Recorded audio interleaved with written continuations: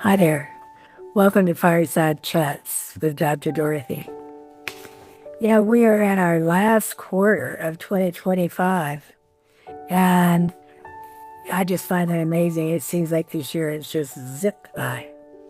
And the Fireside Chats, this is the first year that I've done Fireside Chats, and I'm beginning my planning for close of the year, assessing things, and what do I want to accomplish in 2026.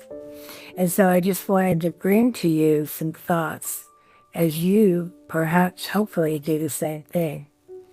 I just hosted this past month an event.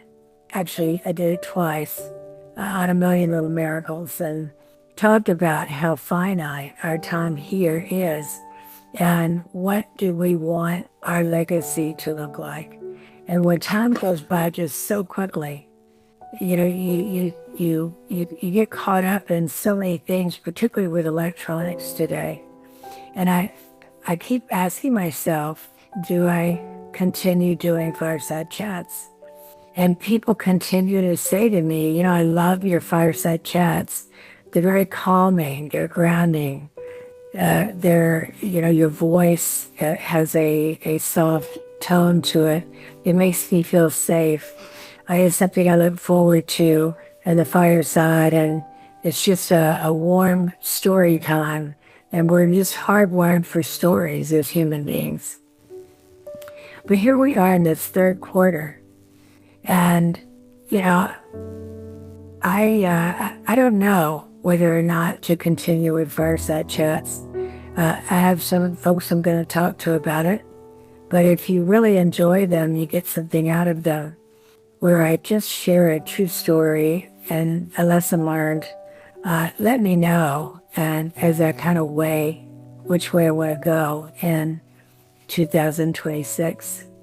One of the neat things that came out of the events is I met a young man named John Boatman, and he is a veteran, and he works with our Warrior Healing Center here.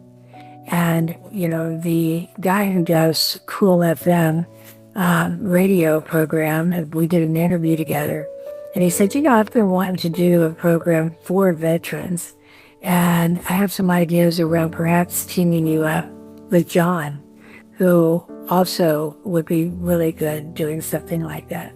So that, my Fireside Chats may turn into something sort of like that, maybe a podcast with actual veteran interviews or something. We'll see. We'll see what comes of that.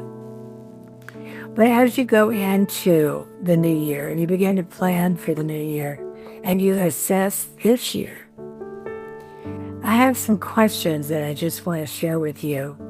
And one of the strategies and tools that I gave to the folks who came, the friends who came and joined our Million Little Miracles events, was journaling. And I gave as a gift each one of them a journal to write in. And I talked about the power of journaling and storytelling. And when you begin to write in journals on a regular basis, it takes discipline. It's not necessarily an easy thing to do, but it is revealing. It brings up things, stories, ideas, people that you haven't thought about perhaps in decades.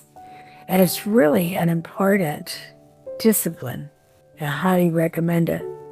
So in this Fireside Chat, I just have some poignant questions I want to share with you that I'm not going to take credit for them. I learned them from John Maxwell, the John Maxwell team. But John said that he would encourage you always to have a thinking chair, a prayer chair, thinking chair that you make a daily practice of going to, designated as a place to go and think and reflect and evaluate and assess and just, have a conversation with God and be still and listen. In Psalms 46:10, be still and know. So here's some questions I'd like you to write down in your journal. And if you are not part of the Miracles events, I still encourage you to get you a personal journal and make it, if not a daily habit, at least 3 times a week, where you sit down and you write about things that are really important to you. The first question is, what makes you laugh? If it makes you laugh, choose to do more of it. Happiness comes from the inside out. Second question, what makes you cry? Anything that touches the heart. Or I think one of the reasons the Fireside Chats resonate with people is it comes from my heart. It's not scripted. It's not made up stories. It's life stories. And then I try to share a lesson learned. The last one, what makes your heart sing? If you could just imagine with no holds barred and you had all the resources you needed, what would that look like for you in 2026? How would you plan for that?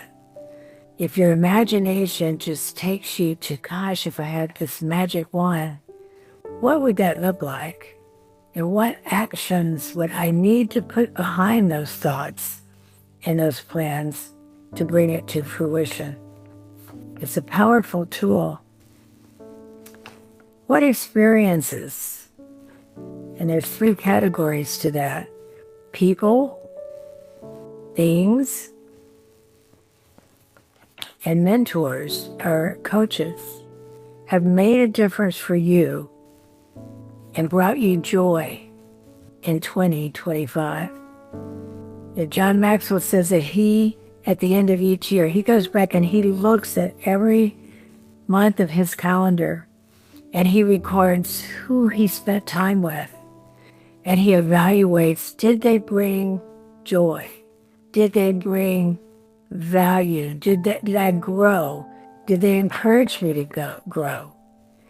And did they continue on the journey with me? Or did they come in for a season and then they were gone? And they had served their purpose in that season. Who are the people who take the whole journey with you? And instead of being a negative, they're a positive in your life. They make you become more than you thought you could be. They believe in you until you can have your own belief system to kick in. Who taught you something? And what did you learn from it?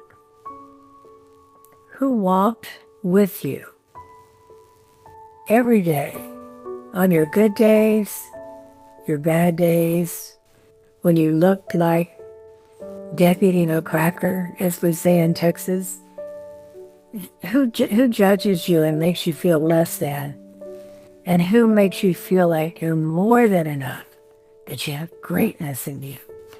Write down those people. Write down the details. The power is in the details. For the short term, what are you hoping for and then planning for in 2026? What are your goals? Write down 2 or 3 short-term goals and then write down a long-term goal, 5 years or more. Very important. Once we put it in writing, the percentage of being successful in completing the plan go way up significantly, way up if you write it and write it out and refer back to it. And then finally, what do you want your legacy to look like? It doesn't have to be something huge and tremendous.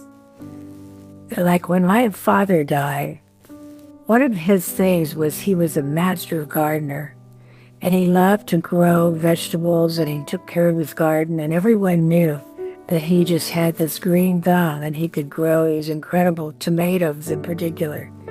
But when people came to his memorial service, one of the things that our sons remember is people talking about him sharing his tomatoes with the community. People would just come by and he'd have a little tomato stand by the side of the road and share something that he had tended to, planted, seeded, grown, and then wanted to share with others. That was legacy. That's just an everyday legacy. Like it can create when you begin to think through what makes you laugh, what makes you cry, and what makes your heart sing. I'll see you next week.